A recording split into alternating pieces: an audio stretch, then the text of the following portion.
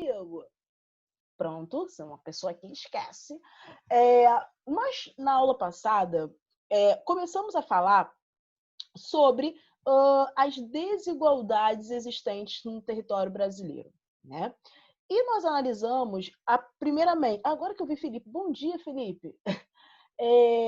Nós conversamos, né, começamos a conversar sobre a seguinte coisa. As desigualdades existentes no território brasileiro, por muitas vezes, ela acaba sendo mascarada pelos índices econômicos, né, que apontam o Brasil como a principal economia, uma das principais economias do mundo. O que não é errado, tá? Realmente, nós temos um desenvolvimento econômico que nos garante a posição de nona maior economia do mundo. Isso, na visão externa, eu não sei se vocês já viram um meme, é muito maravilhoso, eu esqueci de trazer. Mas tem um meme do Homer Simpson que mostra o seguinte, a Lisa não, a Lisa é filha, esqueci o nome da esposa dele. A esposa dele tá na frente dele e ele tá todo esticadinho, né? Aí quando mostra a parte de trás, ele prendendo a pele, assim, não sei se vocês já viram esse meme. E basicamente é o que acontece em relação ao Brasil. O que os investidores veem, né, é só a face bonita do Brasil, que é um país que tem grande quantidade de petróleo, um país que é a nona maior economia do mundo, um país que tem um grande mercado consumidor. Então, o que os investidores veem é essa capa, é essa imagem muito bonita do Brasil.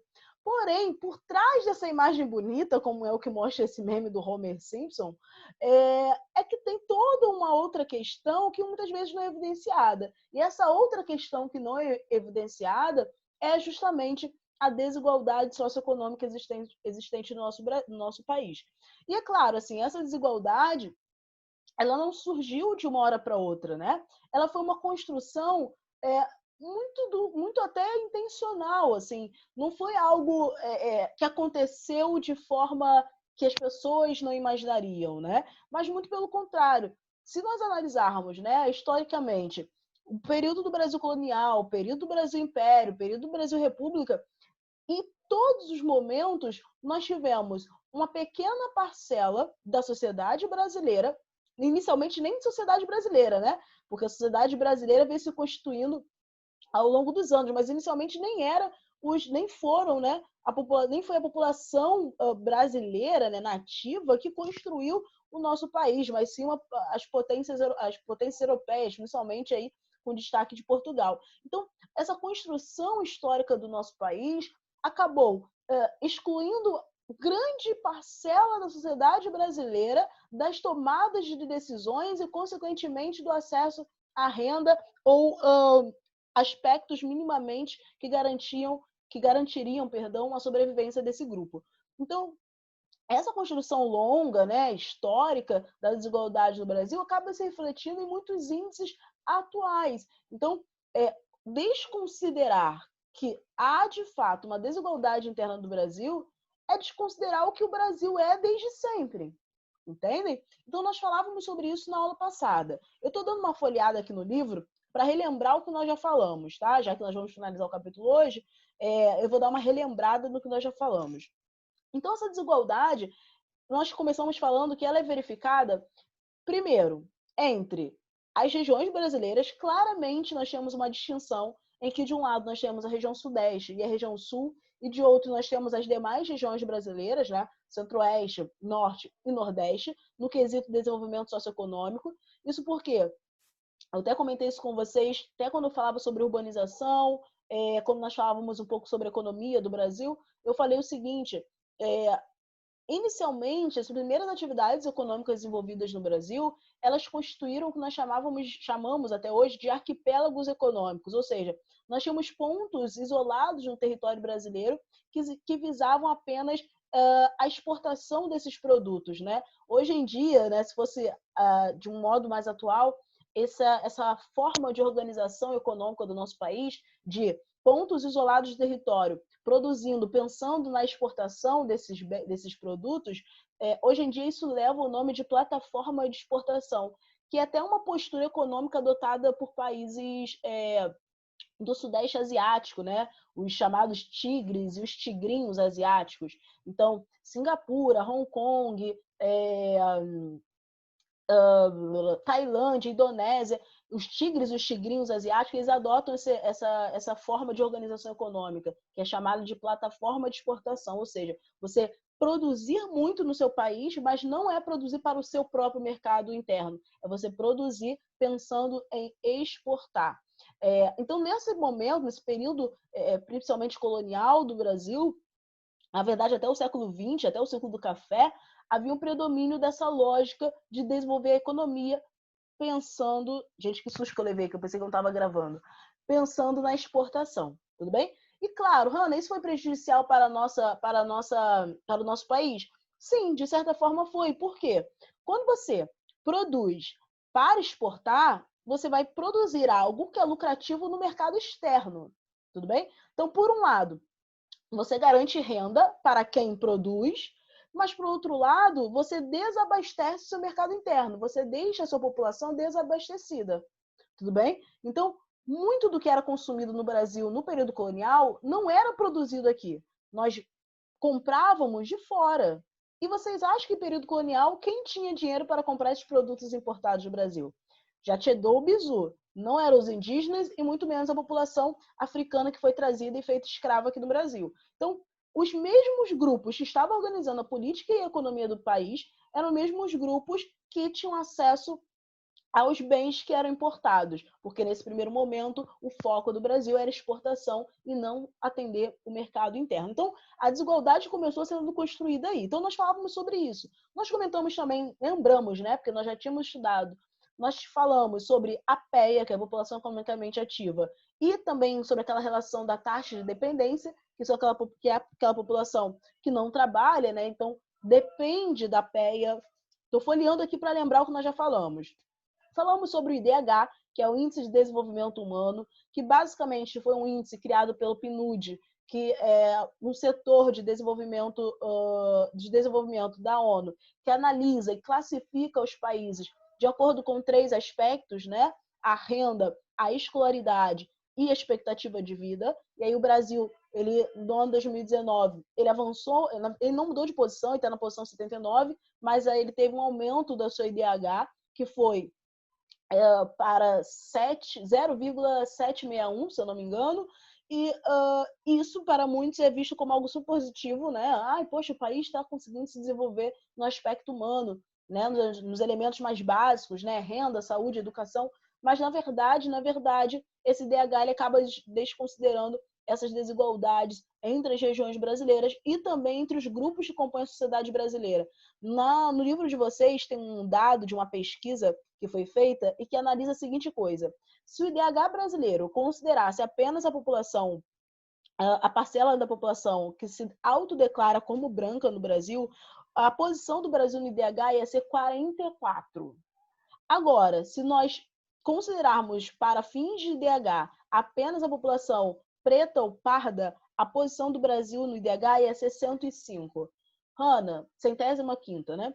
Depois você fala, Hanna, não entendi. Como assim? Se fosse só a população branca, ia ser 44, se fosse a população preta e parda, seria 105. É a seguinte coisa, isso nos mostra que há claramente uma distinção no acesso à saúde, à educação e à renda entre a população branca e a população negra e parda. Tudo bem? Então, esse dado, né, que mostra qual seria a posição do Brasil do IDH se considerasse um grupo ou outro, está querendo evidenciar isso, querendo demonstrar isso. Isso que eu falei com vocês, gente, está na página 366, tá bem? Que fala sobre essa diferenciação entre os grupos que compõem a sociedade brasileira. Nós falamos quarta-feira, sobre a questão do analfabetismo e da escolaridade, já que é um dos aspectos analisados pelo IDH. Falamos também sobre a mortalidade infantil, né, que ao longo do tempo ela tem diminuído.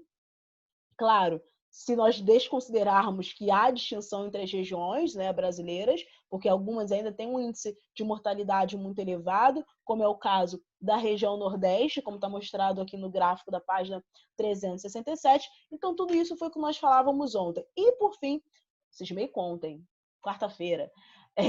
E, por fim, eu comentei com vocês, expliquei para vocês sobre o chamado índice de Gini, que é um índice mais realista e que analisa as desigualdades internas existentes no nosso país.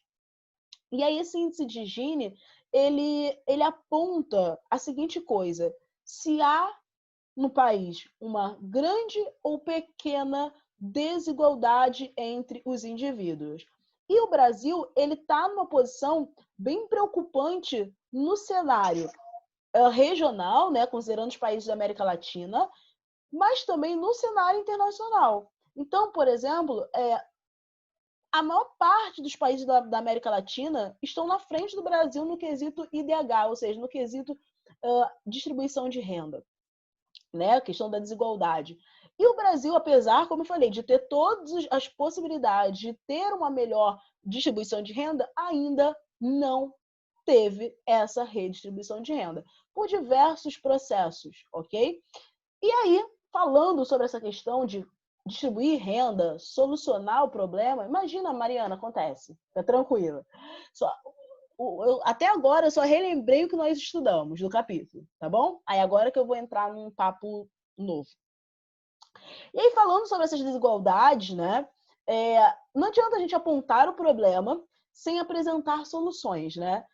Esse capítulo ele é bem interessante porque, ao mesmo tempo que inicialmente ele mostra dados que nos comprovam que há desigualdade no Brasil, ele mostra também alguns caminhos que nós poderíamos buscar para resolver esse problema. Então, eu sempre falo isso, quando nós apontamos um problema, seja aonde for, em qual esfera da nossa vida for, deve ser acompanhada de uma solução. Não adianta só apontar, criticar, mas sem propor algo. Então, o livro de vocês, a partir da página 373, vem apontando soluções, né? O que nós poderíamos fazer, o que nós podemos fazer. Eu vou abrir aqui o livro para nós acompanharmos juntos essas proposições.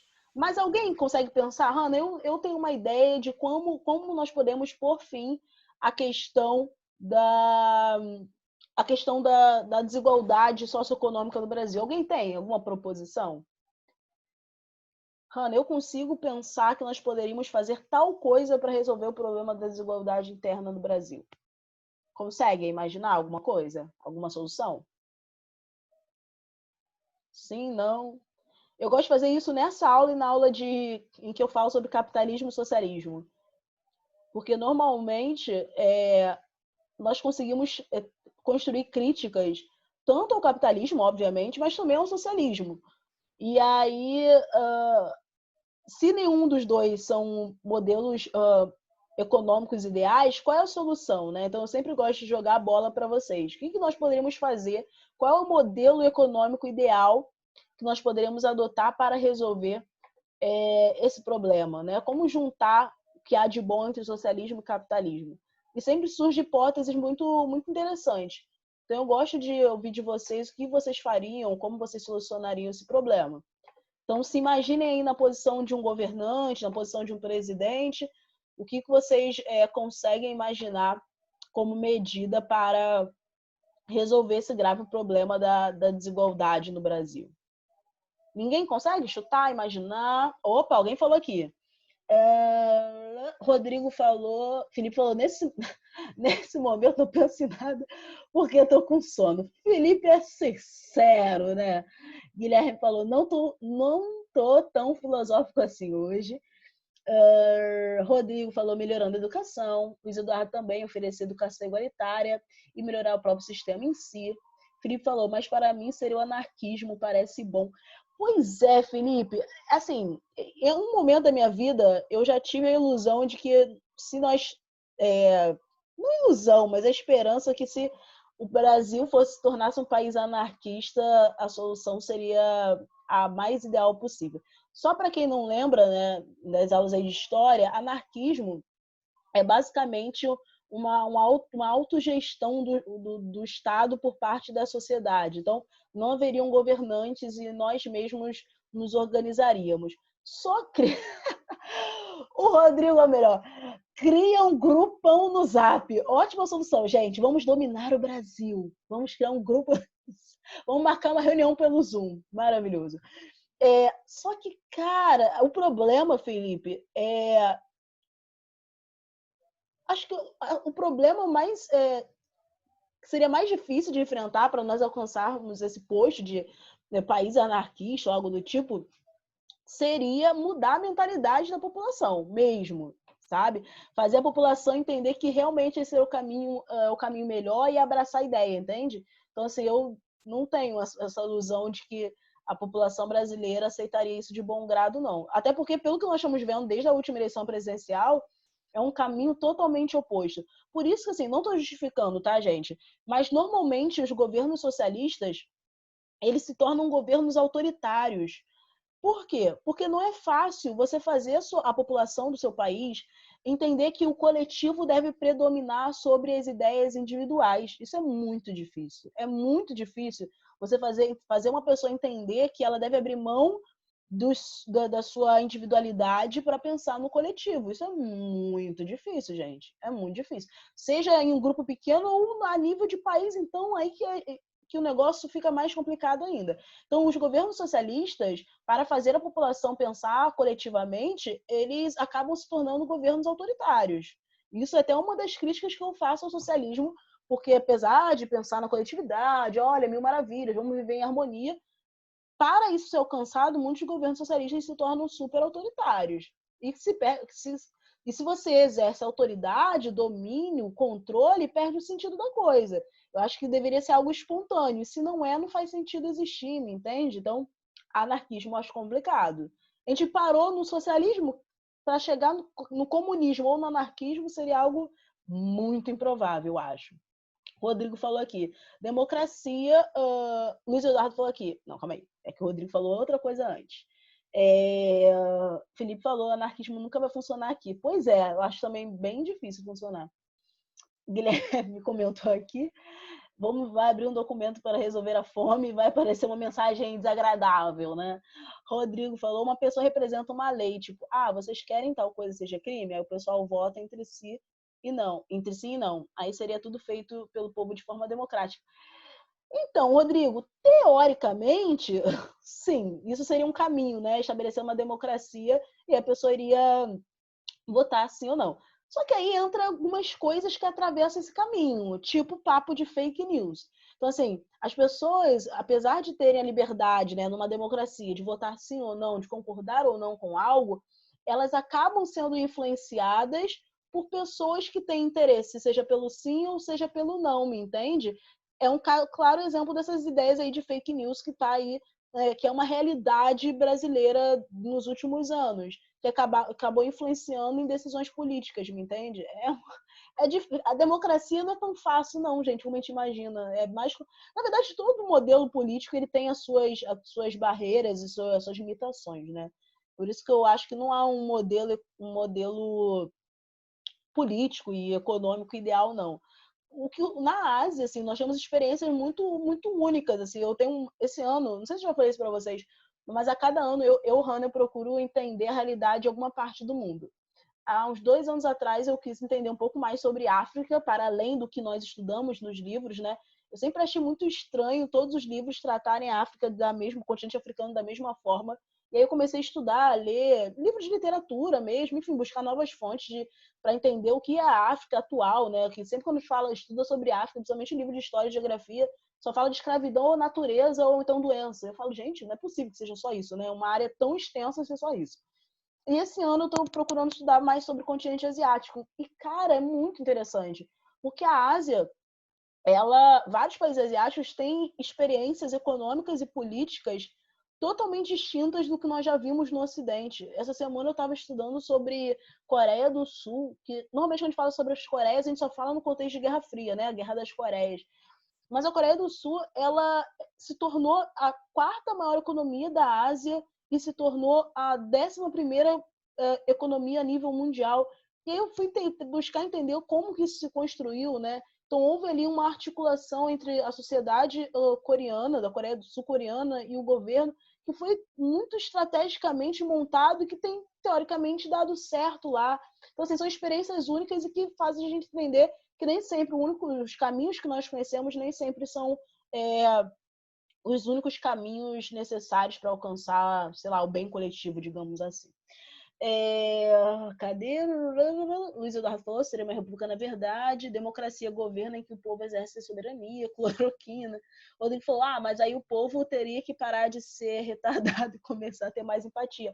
Pois é, Rodrigo, só que é difícil as pessoas pensarem no coletivo. A massa mesmo, infelizmente, a gente é muito permeado por pensamentos individualistas. Isso é uma realidade de sociedades capitalistas, né? Infelizmente. É isso. Bom, vamos lá, deixa eu compartilhar aqui a página com vocês, porque senão eu me avanço muito, né? Então diz assim, olha, o que fazer? Falamos dos problemas, agora vamos propor soluções. Deixa eu diminuir essa câmera aqui, porque está tampando o que eu tenho que ler. Pronto. Diz o seguinte, a desigualdade, ela está... Eu estou na página, turma, 373, tá? Caso vocês queiram acompanhar pelo livro de vocês. O que fazer?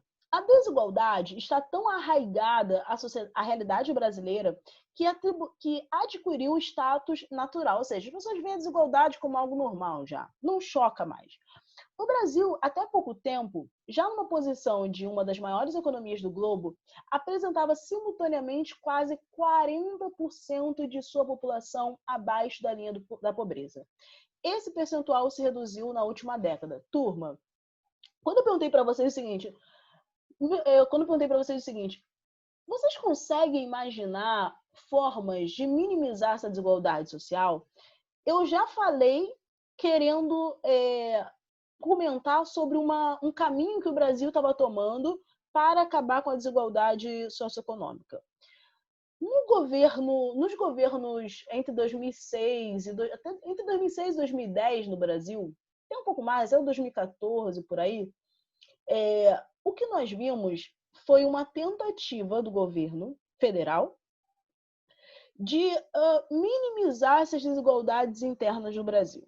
E qual era a forma? Né? Quando eu falo governo de 2006 e 2014, eu estou falando claramente do governo PT, e aí eu não estou tomando partido não, tá, gente? Eu não sou petista, eu só estou falando aqui de algo que aconteceu no Brasil, e aí eu preciso dar nome aos bois, né? Eu preciso citar em que período da história e quem estava à frente do Brasil nesse momento. Então, nesse período de 2006 a 2013, 2014 no Brasil, o que nós vimos foram tentativas. Não, assim, Felipe, agora, quando eu entro nesse papo de política, primeiro eu tenho que dar esse discurso, sabe? Tem que fazer esse discurso, senão as pessoas acham que eu estou tomando partido, literalmente. E não estou. Houve uma tentativa no Brasil em 2006, 2013, 2014, houve uma tentativa de distribuir renda como forma de minimizar as desigualdades internas. Qual foi o caminho tomado pelos governos desse período? Primeiro, foram medidas inicialmente paliativas. Como assim medidas paliativas? Foram medidas pautadas em políticas públicas, ou seja, os bolsas da vida. Bolsa família, enfim, bolsas, medidas assistencialistas que minimizavam, em um primeiro momento, essa questão do não acesso à renda da população mais pobre. Tá? É claro, por que eu digo que isso foi uma medida paliativa? Porque políticas públicas, elas não são eternas. Muda o governo, muda normalmente as políticas públicas. Ok? Então, medida paliativa, não resolvia a raiz do problema. Mas por que, primeiro, esses governos tomaram medidas paliativas? Porque você mudar um problema crônico brasileiro que foi construído desde o século XV não é algo fácil, tudo bem? Mas no mesmo modo em que estava sendo ofertada essa medida paliativa, por um outro caminho estava havendo uma tentativa de mudar a raiz do problema, resolver a raiz do problema. De que forma? Investindo em educação, como vocês disseram, o Rodrigo tinha comentado, Luiz, se eu não me engano, comentou também da educação.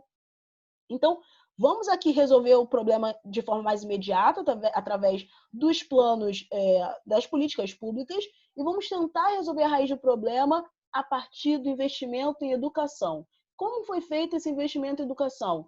Principalmente possibilitando o acesso dos jovens à universidade pública. Se teve um momento da história brasileira recente, tá? Onde houve um grande investimento na educação pública foi desse período 2006, 2013. Eu falo assim com tanta certeza porque foi o período em que eu estava vivenciando essa experiência de você viver numa universidade que tinha acesso à renda. Então, renda para você participar de congressos internacionais, nacionais e regionais, renda para você fazer trabalhos de campo, bolsa para aquele aluno que não tinha condição de se manter na universidade. Então, esses governos estavam tentando resolver de forma paliativa, de forma mais imediata, porque a desigualdade socioeconômica ela mata, porque se você não tem acesso à renda, você não vai ter acesso à moradia, você não tem acesso à alimentação. Então é um problema gravíssimo, então vamos resolver de forma imediata, mas também vamos tentar mudar a base. Então, se vocês têm tabelas aí na internet que mostram o número de universidades públicas inauguradas nesse período de 2006 a 2013, foi algo assim extraordinário, o número de universidades sendo inauguradas. Só que mudar a base, você promover uma minimização da desigualdade socioeconômica no país, você está mexendo com as elites. E isso, filho, gera problema. Porque a elite ela quer se manter como elite. Ela não quer ver outros grupos ascendendo socioeconomicamente. Então, claramente, nós tivemos aí um campo de disputa política que perdura até hoje. Então, muitos dos problemas políticos, e nós temos essa clara divisão do Brasil, né? Por um lado, direitistas, por outro, os esquerdistas, claramente surge por essa tentativa de mudar as bases de desigualdade, porque por mais absurdo e por mais chocante que seja a desigualdade socioeconômica brasileira, ela é funcional para o grupo da elite que se sustenta por conta da exploração desse grupo que sofre com esse problema da desigualdade.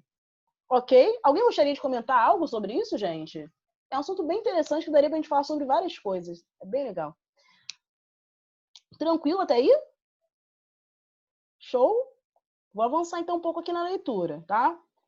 E ele diz o seguinte, feito o diagnóstico conclusivo de que o Brasil é um país desigual, paira a pergunta, como reverter ou amenizar o quadro da desigualdade? É aí que residem, as dificuldades e polêmicas. Essencialmente, existem dois caminhos para acabar com a desigualdade. Aumentar a riqueza nacional através da produção, de modo que tal aumento chegue aos estratos mais pobres. E segundo, encaminhar uma política redistributiva de terra, de renda. E estou lendo tudo ao contrário hoje, hein? Então, quais são os dois caminhos? Aumentar a riqueza nacional e encaminhar uma política redistributiva de renda. Gente, o primeiro nem é um problema, né? Porque riqueza nacional nós temos. Nós somos a nona maior economia do mundo. Agora, o ponto B que é o complicado, né? Você encaminhar uma política redistributiva de renda. Então, ele continua dizendo o seguinte: dificilmente se resolve a questão da má distribuição de renda sem transferir renda dos mais ricos para os mais pobres. Não sei se vocês viram essa semana uma polêmica, e aí eu vou até extrapolar da situação do Brasil, trazendo para uma escala de mundo. Vocês já ouviram falar do Jeff Bezos, que é o dono da Amazon? Gente, essa semana, não sei se vocês viram, o cara ganhou 13 bilhões.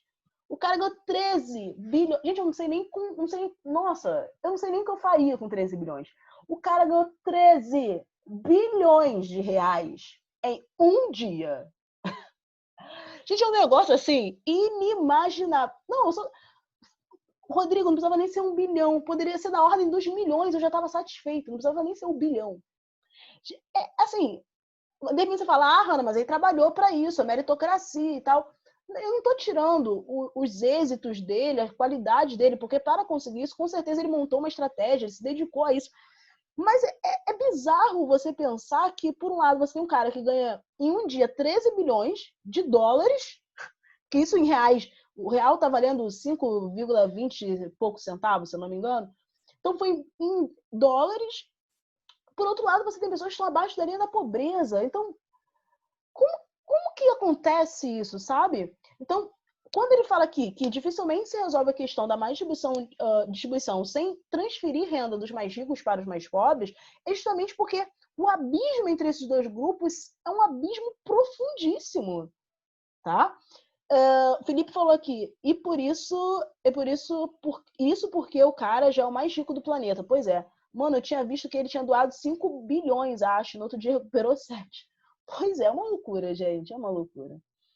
E continua dizendo o seguinte: como a parcela mais rica é também mais organizada, mobilizada e atuante nas instâncias do poder, seja executivo, legislativo e judiciário, o Brasil tem grande dificuldade na política de distribuição de renda, ou seja, o controle das elites não passa apenas por um controle econômico, é um controle político também que dificulta essa redistribuição de renda. Quando eu falo ali que a raiz do problema político que nós vemos no Brasil vem lá dessa tentativa de permitir uma transformação profunda a partir do acesso à universidade, é porque você estava mexendo na raiz do problema. Então a elite se viu ali numa situação de se ver confrontada com a possibilidade de ter grupos ascendendo e talvez conquistando uma posição que desde o século XV é dela.